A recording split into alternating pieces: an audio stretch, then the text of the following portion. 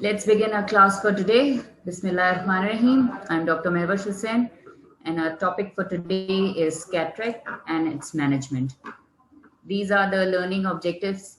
At the end of this lecture, you should be able to define cataract, its anatomy, identify and classify different types of cataract, evaluate patient pre-operatively, and enlist the types of cataract surgery available, discuss its management, post-operative complications, and visual rehabilitations. So any opacity in the lens, be it in its anterior capsule, posterior capsule, irrespective of the position of the opacity, that is known as cataract. Presenting complaints usually are decreased vision, progressive, painless decrease in vision. Symptoms depend on the type of cataract, but that is the most common complaint you see in your OPDs, that patients are complaining of progressive, painless loss, decrease in vision, not complete loss, but decrease in vision. So this is the normal anatomy of your lens.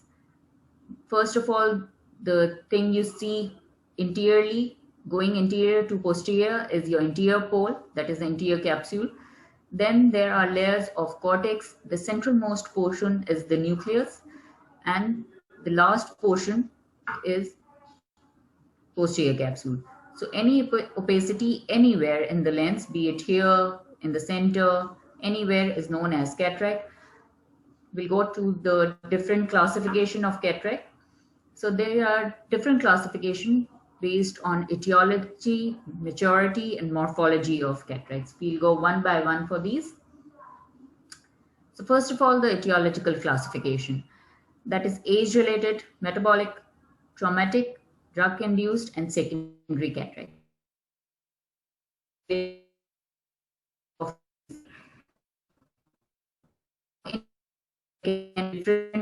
Now you can hear me. So we'll just go a bit faster since we are having some problems with the internet. I'm going to resume from where we left off according to the maturity of cataract. So when not all your lens fibers are proteins are not opacified, that is the stage of immature cataract. The whole lens opacified, that is mature cataract. Hypermature cataracts, when water leaks out of your lens, causing wrinkling of interior capsule. I'll show you the pictures later on, but just keep in mind the definition of each stage.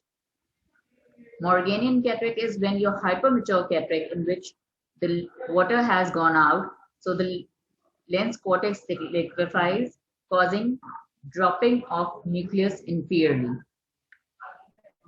So this is your nuclear cataract. You can see the tear capsule, which is this part, is not opacified. There's just a golden yellow sheen in the middle part of your lens. That is your nuclear cataract. This is your hypermature cataract. These are the wrinkling in your interior capsule. The whole of your lens is opacified, which is seen as white. The whole lens fibers are seen as white color. This picture is showing rainbow. This is Morganian, when your lens cortical fibers are dissolved. There is less on fibers in this picture superiorly, or so the lens nucleus drops inferiorly. When there is no support, the lens nucleus drops.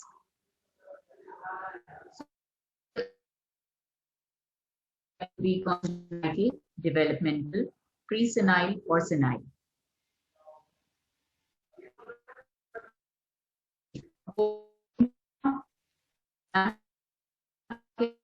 And cause your cataract. So blunt trauma is going to cause a voice ring, that is imprint of iris on anterior capsule. I'll show you a picture. And direct penetrating injury, ionizing radiation, which is given for ocular tumors, and is used. This is due to the blunt trauma. You can see the iris imprints on your interior capsule.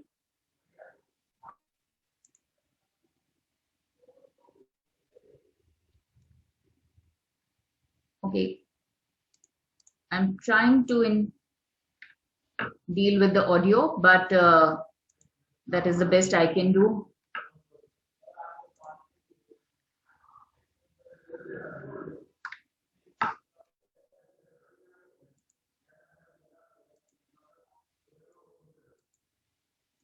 So many drugs can cause cataract.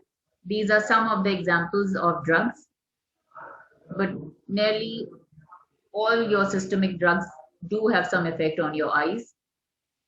Secondary cataracts. The most common form of secondary cataract is because of your anterior uveitis, chronic anterior uveitis.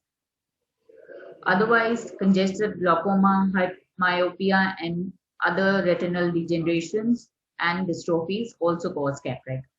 Most common in our setup is retinitis pigmentosa, but other dystrophies also cause cataracts.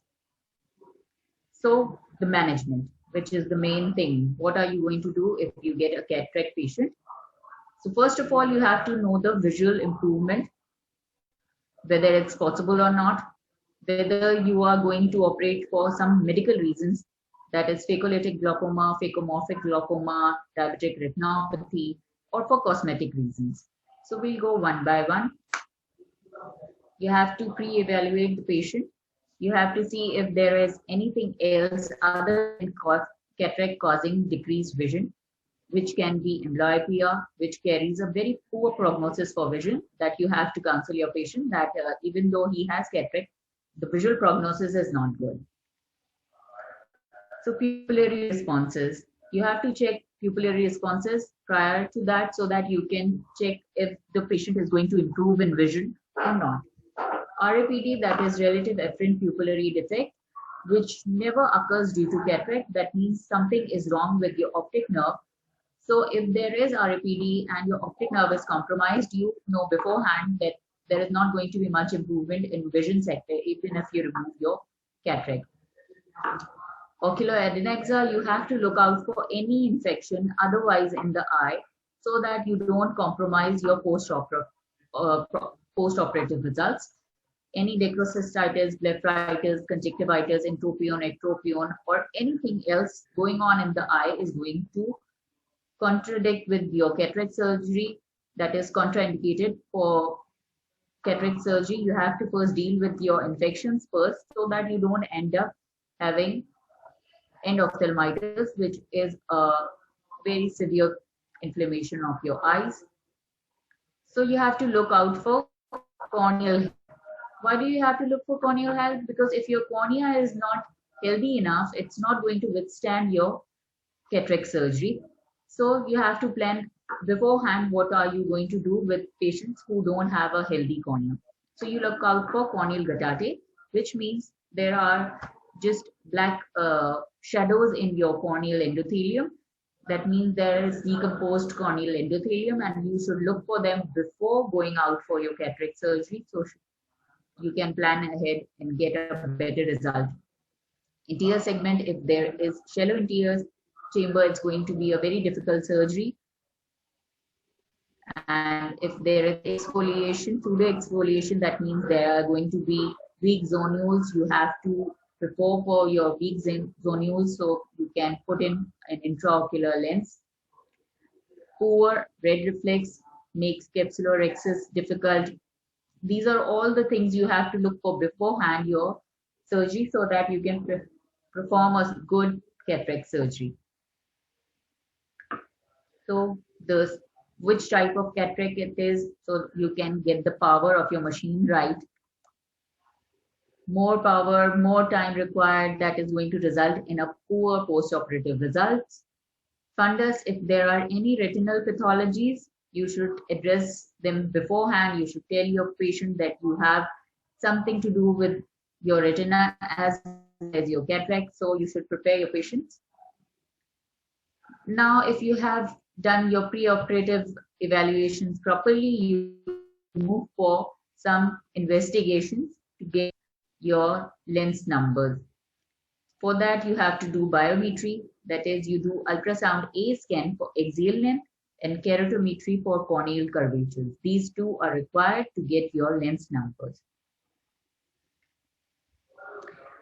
There are different anesthesias used in cataract surgery. Most of the time we use topical anesthesia, which is we just put on drops and start off with the surgery. But topical anesthesia doesn't cause akinesia, that is, the patient can still move the eye. So you have to tell your patient to be very stable, not to move your eye, so that you can get on with your surgery without having any complications. But if your patient is not very compliant, you can go out for other types of anesthesia, that is retrobulbar block, subtenon block, peribulbar block, intracameral anesthesia, or even general anesthesia. For patients who are not compliant, you can go out for other types.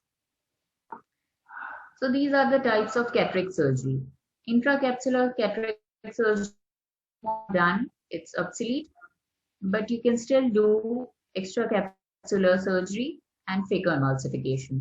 And one more surgery which is add-on to phacoemulsification is laser-assisted phacoemulsification. That is, you do some parts of your phacoemulsification with a laser. So this is your cataract surgery. What you do is you make an opening in your anterior capsule with a needle. This is your needle. You are just creating an opening. This is the part you have removed. This is the anterior capsule you have removed.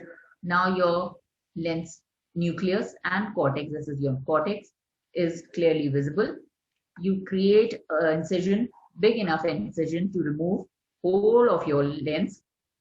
This is you expressing out your lens. Then you can clean the posterior capsule. This is just cleaning the posterior capsule. When your posterior capsule is cleaned off, your lens from the same incision. This is the lens. You have to put in a big lens because you have created a bigger opening, and just clean the remaining viscoelastic from your anterior chamber, which you had done, which you had put in to create space in your eye, and suture your incision. But since it was a really big incision, you have to put in many sutures, which can result in a lot of astigmatism. So even though you have removed the lens and done everything right, the patient have a slightly less than perfect vision because of astigmatism. So because of that, to minimize the astigmatism, there was some advancement in cataract surgery, which was done for which is known as phacoemulsification. Now, what you do is you create a small opening in your cornea, go through it, the machine goes through it, you create a circular, curvilinear capsular axis. This is completely circular, whereas in the previous slide you saw it was edgy, rugged, but you create a perfectly smooth anterior capsulotomy. You go in with your needle. This is your phacoprobe. You create a plus sign so that you can divide your nucleus into 4 parts. This is just dividing into 4 parts. Now these are the small 4 parts you have made. You can just aspirate them with your phacoprobe. Once everything else is aspirated, you just go in with your lens. Foldable lens can be inserted in this manner with a small opening you can put in your lens. Take out the viscoelastic which you had put in and just close off this incision. In most of the cases, this is a self-sealing incision, so you don't really need sutures, which results in a very good post-operative vision for the patients. So there are different types of lenses available which you can put in: anterior chamber lenses and posterior chamber lenses. Anterior chamber lens, when you don't have a support of your posterior capsule, or if there is anything else wrong with the cataract surgery, then only you put in your anterior chamber lens. But do keep in mind, if you put in an anterior capsule lens, it's your pressure because the circulation of your IOP is going to be disturbed, and also it's also going to So we always aim for posterior versus foldable lenses is the most convenient one to put and the most common one these days. So I'm just going to go a bit faster now. These are the complications which can occur. Most of the complications are not very common, thankfully, but you do get some opacification of posterior capsule, which is the commonest you get in complication, posterior capsular opacification of PCO. Induced astigmatism, as we have already discussed, that if you get a big incision or if your incision is not properly made, then you get astigmatism. Acute postoperative endophthalmitis, which is one of the most dreaded complications of cataract surgery. If you haven't done everything right, taken aseptic measures, then you can end up with these. So these are the complications. There is a hyperpion. You can see a small level of pus in your anterior chamber, showing that some infectivity is going on. This is a sign of postoperative endophthalmitis. This is capsular fibrosis. It is much more than your PCO. PCO is not that much, so this is fibrosis and not just opacification of posterior capsule. You can see the lens is in front and the posterior capsule has fibrosed. So for your posterior capsular fibrosis, you have to make an opening in your posterior capsule. You can do that by doing YAG laser or posterior capsulotomy. You create a circular opening. This is a circular opening you have created with the YAG laser. You just create a posterior opening so that your center portion is clear and your patient can see again. This is iris prolapse. This was a big incision and some part of your iris has seeped out, which is problems for in the future. It's going to be a nidus for an infection if you don't put it back. So congenital cataracts. In 10,000 live births, there are different causes for congenital cataracts. Most common cause is your chromosomal anomalies. There can be many metabolic causes.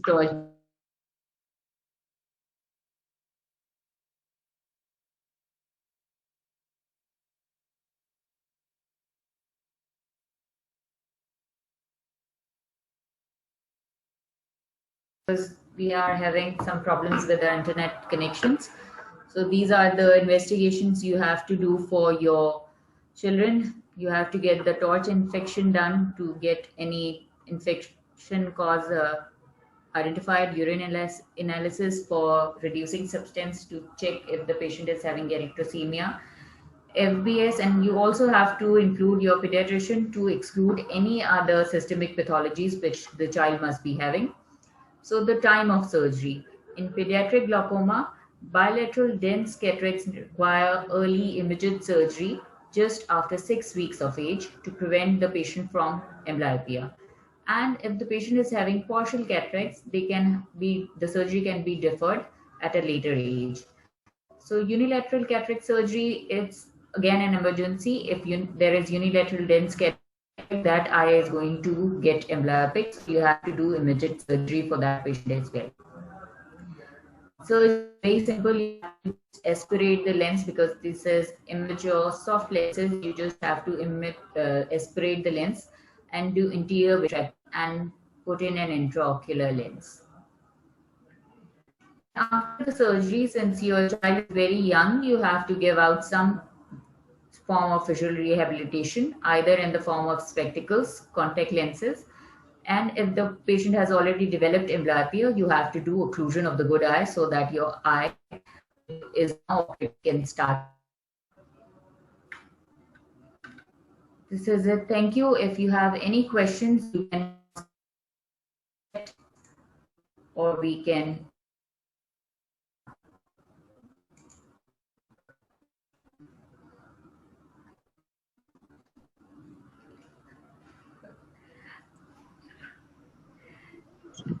I think you're going to lose it again.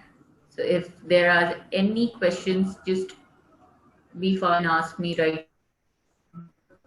Internet stops again.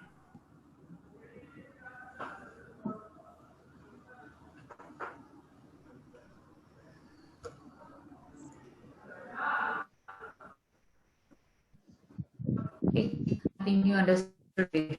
So we'll stop now and meet in our next class.